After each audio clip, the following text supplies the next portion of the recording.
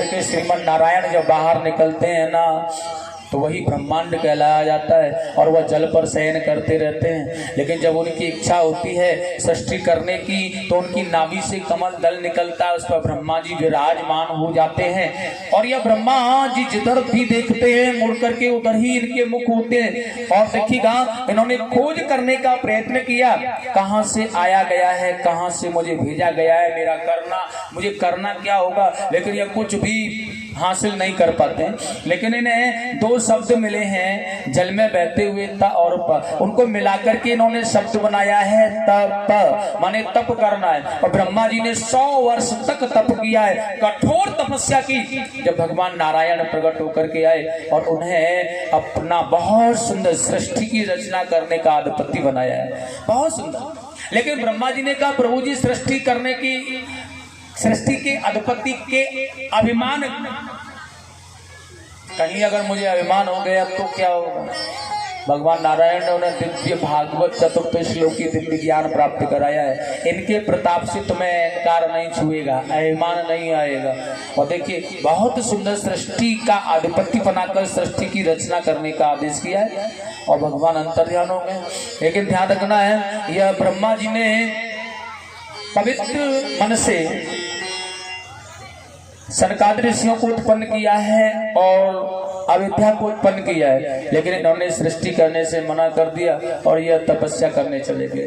ब्रह्मा जी को क्रोध आ गया, हमने पैदा किया, हम ही को छोड़ करके जा रहे हो, हमारी आज्ञा का पालन नहीं कर रहे हो। इसलिए नन्हे नन्हे से बालकों को श्राप दे दिया, तुम ऐसे ही सदैव रहो, कुछ करने के लायक ही नहीं रहो, इतने से ही बने रहो। लेकिन क्रोधावेश, मैं अपनी प्रकृति में क्रोध को संभाला, यहाँ से एक रुद्र नाम का बालक पैदा हुआ, इसे रुद्राणी दे दी गई, रुद्र सृष्टि होना प्रारंभ हुआ है। लेकिन सज्जन हो, यह रुद्र सृष्टि ब्रह्मा जी को ऐसा नहीं लगा जैसे कि सृष्टि होनी चाहिए, अच्छा सा नहीं। किसी का हाथ नहीं है हाथ की जगह पर, तो किसी का पैर पैर की जगह पर नहीं है, किसी की नाक नाक की जगह पर नहीं है, तो किसी की आंखें आंखों की जगह पर नहीं है। अद्भुत रूप है, कुरूप रूप है, ऐसा देख करके डर भी लगता हो। ऐसी सृष्टि को देखकर ब्रह्मा जी ने उन्हें रोक दिया, रहने दो, यह नहीं, यह अच्छा नहीं है। ब्रह्मा जी ने सृष्टि बनाई, कैसी बनाई, मना कर दिया। लेकिन उसके बाद ब्रह्मा जी ने बहुत अच्छी तरह से कर्दमा आदि ऋषियों को उत्पन्न किया है। उसके बाद मन से मरीच ऋषि को, नेत्र से अत्रि को, मुख से अंगिरा, कर्ण से पुलह, नाभि से कुपुलह, कर से कर्तु, त्वचा से भृगु, प्राण से वशिष्ठ, अमुष्ट से यक्ष, गोद से नारद आदि ऋषियों को उत्पन्न किया। लेकिन किसी ने भी सहायता नहीं की, सभी तपस्या करने चले गए। और ब्रह्मा जी ने देखा है जो स्वयं करना चाहिए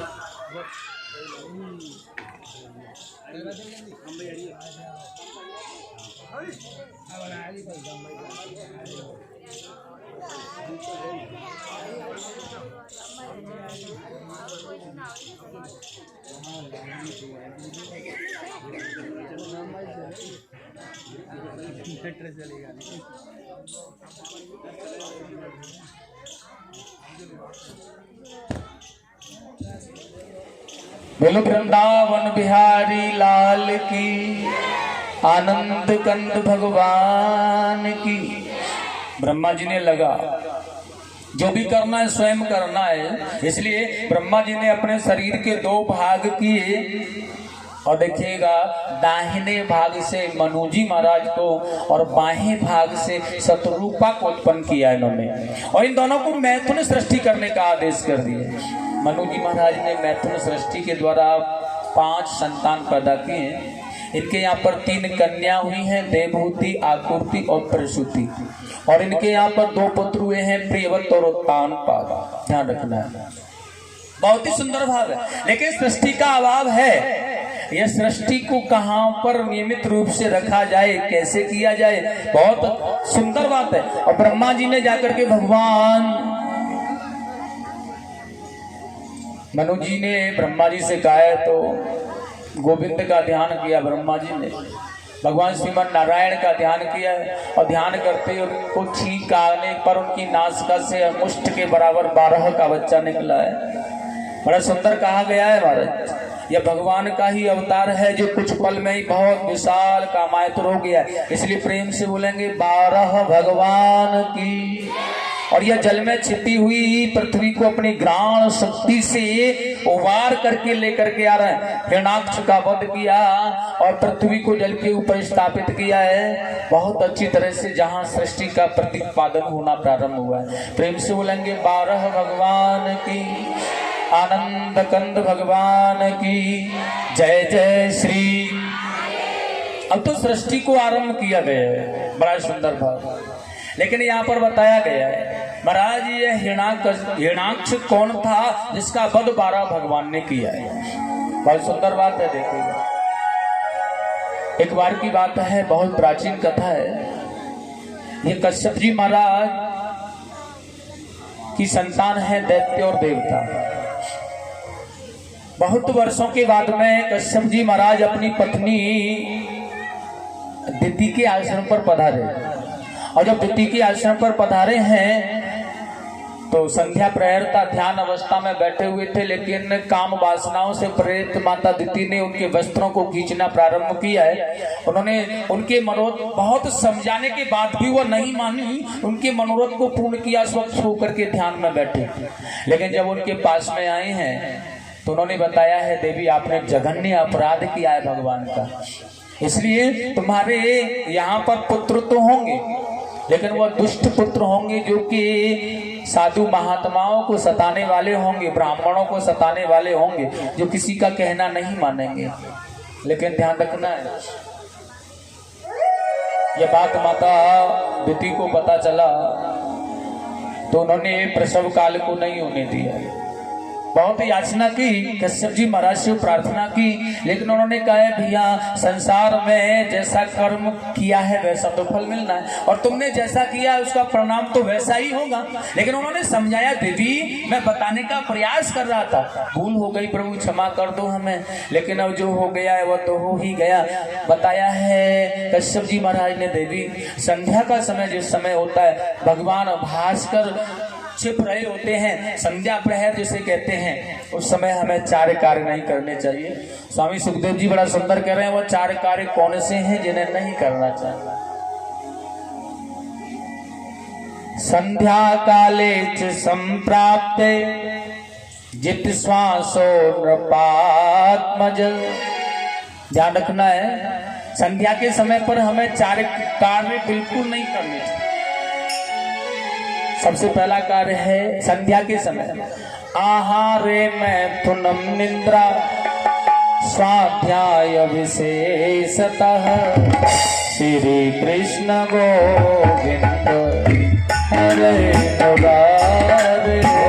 श्री कृष्ण गोविंद हरे मुरारे।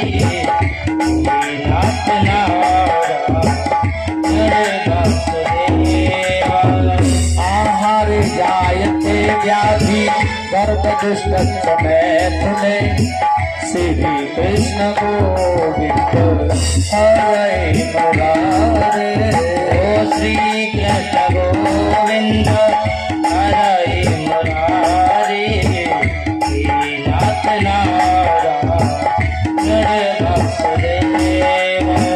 इंद्रायाम हरते लक्ष्मी, निद्रायाम हरते लक्ष्मी स्वाध्याय श्री कृष्ण गोविंद हरे मुरारे। श्री कृष्ण गोविंद हरे मुरारे।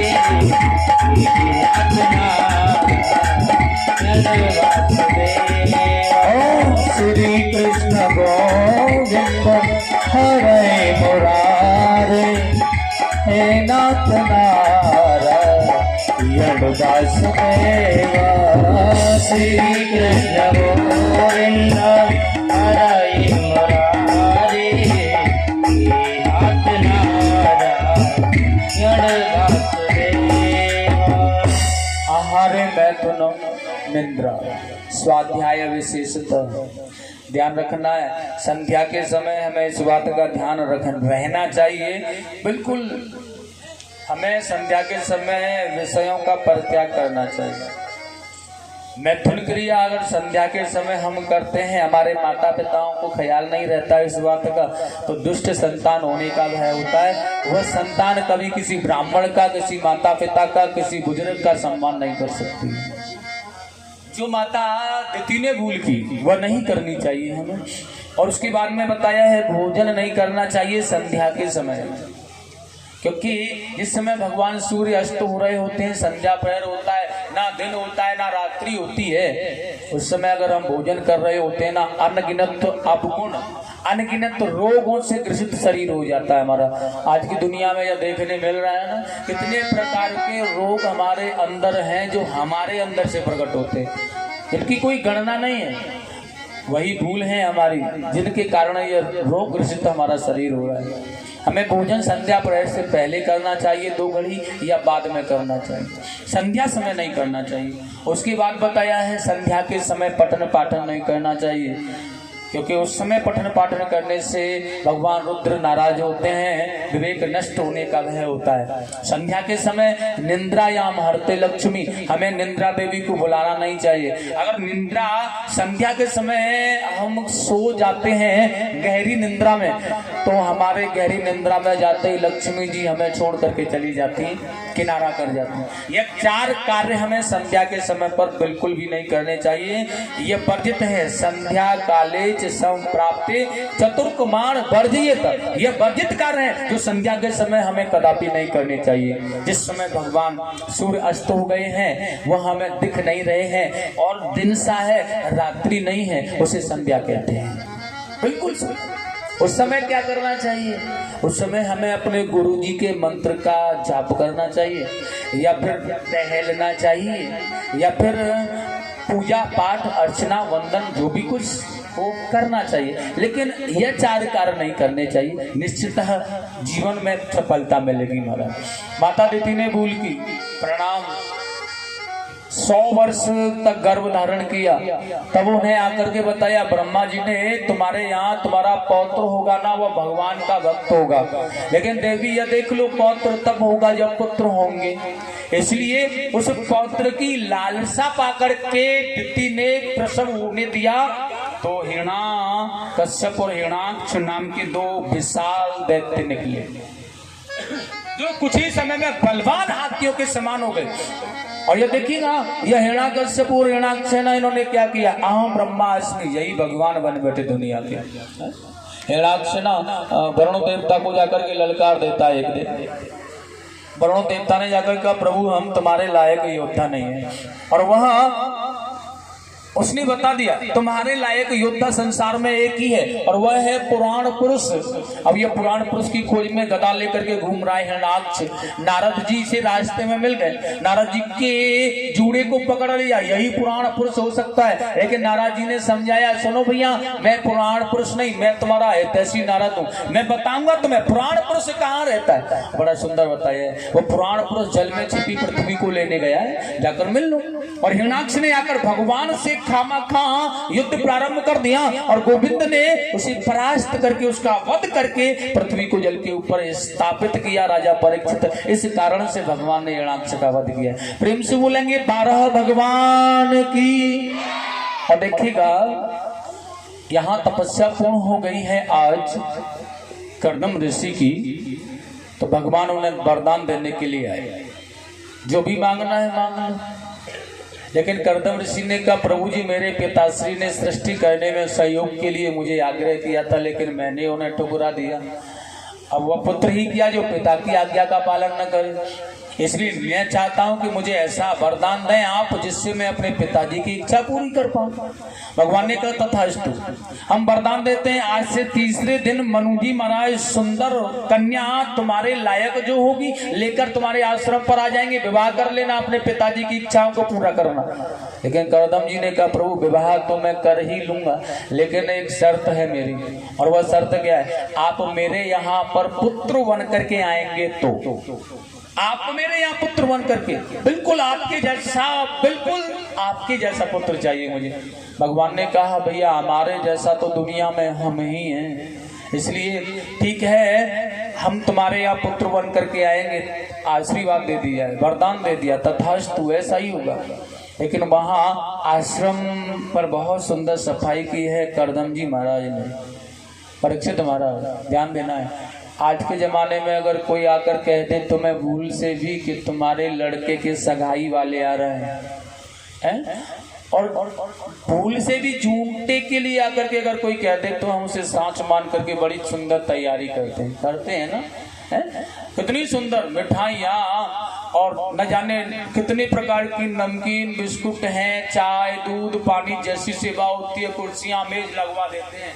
अब पता चला कि नहीं आया, सारी मेहनत पर पानी चला गया ना। लेकिन जिससे जब हम ऐसा कर सकते हैं, इसे तो साक्षात भगवान ने कहा है तुम्हारी शादी वाले आएंगे, शादी करने के लिए कन्या भी साथ ही होगी, माता पिता साथ में आएंगे, इसलिए उसने कितना सुंदर सजाया होगा अपना मन और अपना आश्रम, इतना अद्भुत सजाया, इतना सौंदर्यवान बनाया जिसे देख करके कामदेव भी लजा जाए। और बहुत सुंदर दिव्य आसन है, उन्हें पता है 3 व्यक्ति आने वाले, 3 आसन डाल रखे हैं। जैसे ये आए अतिथि देवो भव, पधारिएगा आइएगा। बहुत मीठी बाड़ी में करदम जी ने उनका बहुत सुंदर सम्मान किया है, बहुत सुंदर।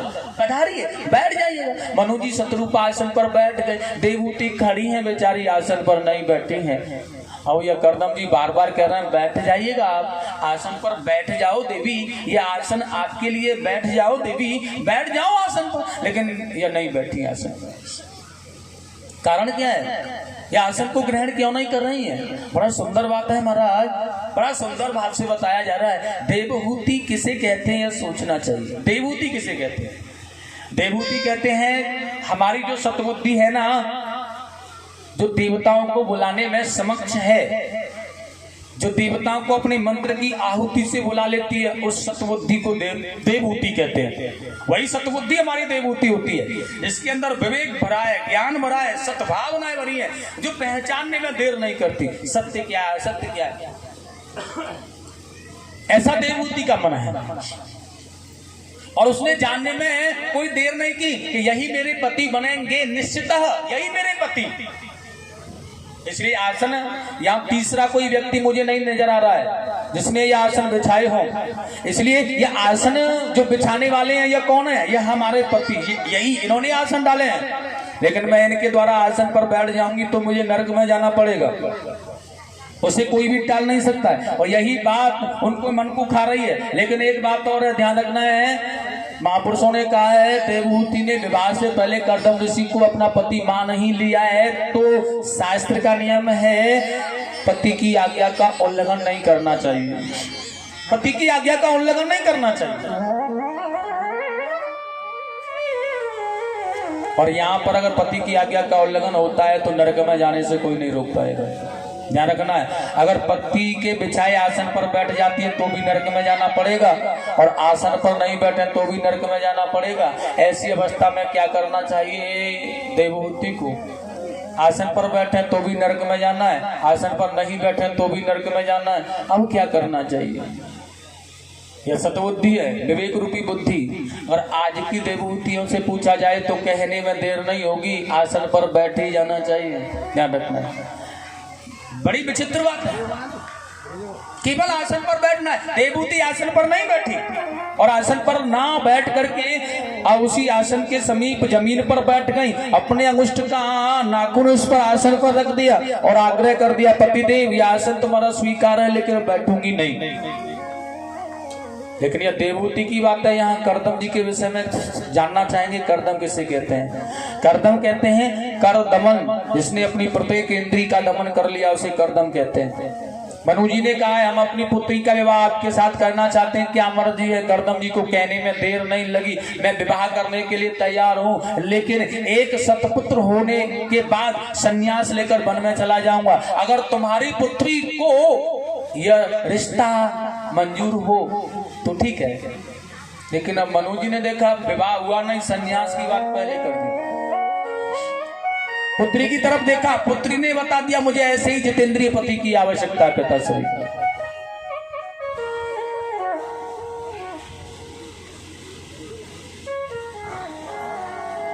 ऐसे ही पति की आवश्यकता है। बड़ा अद्भुत भाव है।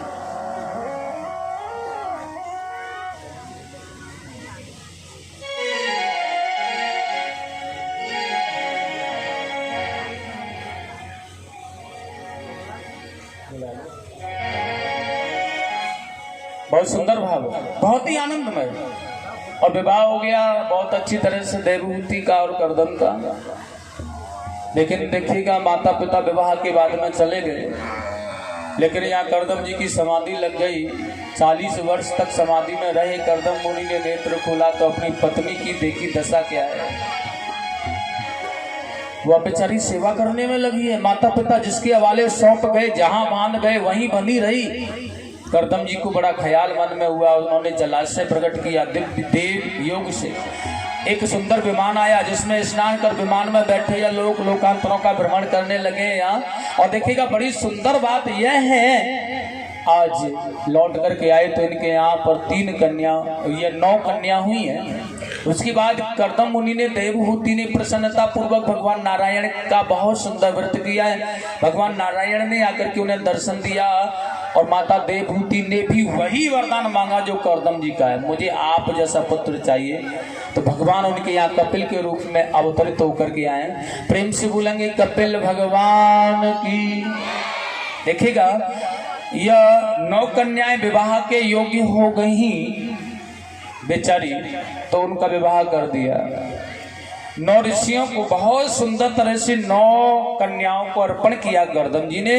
इनके जो पुत्र हैं यह कपिल आजीवन ब्रह्मचर्य का पालन करते करते यह समुद्र के तट पर आश्रम बना करके रहने लगे। इनका परिवार यहीं स्थगित हो गया है। करदम जी महाराज तपस्या करने के लिए चले गए, उन्हें सदगति मिली, आनंद मिला, क्योंकि एक पुत्र होने के बाद सन्यास की बात की थी, इसलिए सन्यास ले लिया अपनी पत्नी और पुत्र से अनुमति लेकर के। लेकिन देवहूति अपने पुत्र के पास में आकर के दिव्य ज्ञान लेने लगी हैं और भगवान कपिल ने देवहूति को अद्भुत ज्ञान दिया है, अद्भुत ज्ञान की महिमा सुनाई है। और आज देवहूति ने अपने पुत्र कपिल को अपना गुरु बनाया और उनसे प्रकाश लेकर के भगवत कृपा प्राप्त करते हुए सद्ज्ञान की प्राप्ति की है और परम पद धाम के लिए प्रस्थान किया। प्रेम से बोलेंगे गोविंद भगवान की, आनंद कंद भगवान की जय जय श्री।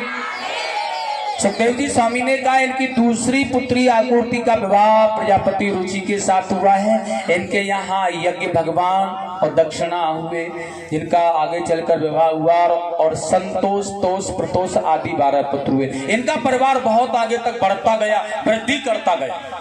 लेकिन उसके बाद में तीसरी कन्या हुई है प्रसूति, जिनका विवाह दक्ष के साथ में हुआ है। ये ब्रह्मा जी के पुत्र हैं। लेकिन इनके यहाँ 16 कन्या हुई हैं, जिनमें 13 कन्याओं का विवाह धर्म के साथ किया है, 1 कन्या का विवाह पितरों के साथ किया, 1 कन्या का विवाह अग्निदेव के साथ में किया है और 1 कन्या जिनका विवाह भगवान शंकर के साथ में किया है। ब्रह्मा जी ने दक्ष को प्रजातियों का अध्यक्ष पद दे दिया। दुनिया में छोटा सा पद किसी को मिल जाता है तो अहंकार से ग्रसित हो जाता है अजीब। और ऐसे ही दक्ष प्रजापति ने एक बहुत बड़ा सम्मेलन किया और जब सम्मेलन किया है ना तो ध्यान रखना है सभी लोगों ने खड़े होकर के महादेव या इनका सम्मान किया दक्ष का। लेकिन भगवान ब्रह्मा जी और महादेव जी बैठे रहे। इस बात पर नाराज होकर के दक्ष ने भगवान भोलेनाथ को बहुत बुरा वाला कहा। लेकिन नंदी ने यहाँ श्राप दिया है, मेरे स्वामी के प्रति ऐसे बकबक किए जा रहा है, यही मुख तेरा इसी जन्म में बकरी का होगा। दक्ष ऐसा श्राप दे करके चले गए। भगवान अपने शिष्यों को लेकर के चले गए हैं, लेकिन यह प्रतिस्पर्धा की अग्नि में जल रहा है। इसलिए बृहस्पति पशु चर्म नामक यज्ञ इसने पुनः फिर वर्षों के बाद में किया। लेकिन वर्ष तक ख्याल था ऐसे भगवान शिव जी को इसने न्योता नहीं दिया। सभी को निमंत्रण दिया, सभी देवताओं को न्योता दिया, सभी को कहा, लेकिन भगवान भोलेनाथ को न्योता नहीं दिया। और भगवान भोलेनाथ को जब निमंत्रण नहीं दिया गया तो यह विमान है ना, देवता लोग विमानों में बैठ बैठ करके आज कैलाश के ऊपर होकर के जा रहे हैं। और कैलाश के ऊपर होकर के आए हुए देवता जब धूल उड़ाते हुए जा रहे हैं तो माता सती ने आज पूछा है भगवान भोलेनाथ से आकर के, प्रभु जी हमें आप ये बताइए यह विमान आजकल उड़ करके जो जा रहे हैं या कहाँ पर जा रहे हैं, किस यज्ञ में जा रहे हैं, किसने यज्ञ किया, आप हमें बताने की कृपा करें। तो बड़ा सुंदर कहा है महाराज, सती बिलो के व्योम विमाना जात चले सुंदर विधि नाना। पूछे हो तब शिव कहे हो बखानी, और पिता यज्ञ सुन कछुहर सान। अहम च तस्मिन् भवताभिकामये सहोपनोतम परिवहमहि तुम। पिता भवनोत सब परम, जो प्रभु आयस होए, और तो मैं जाऊं कृपा। चली जाऊं ना, और हमने तो कोई तैयारी नहीं की, आपने